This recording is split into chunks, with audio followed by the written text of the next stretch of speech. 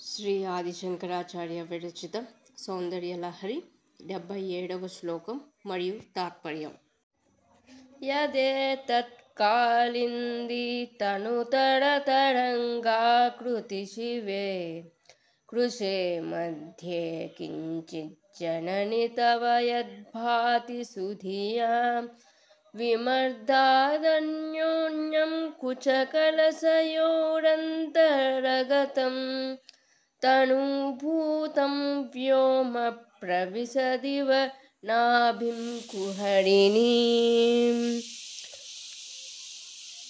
జనని శివ, సన్నని యమునా తరంగం వలె నీ నడుమునకు నడుముగా నిలువగా కనబడుతున్న సూక్ష్మ వస్తువు నూగుడును యోచింపగా, నిండైన నీ స్తనముల జంట యొక్క ఒండొంటి ఒడిపిడికి నిలువలేక నలిగి సన్నగా క్రిందికి జారిన ఆకాశం నీ నాభి గుహల్లో ప్రవేశిస్తున్నట్లుగా భాసిస్తున్నది.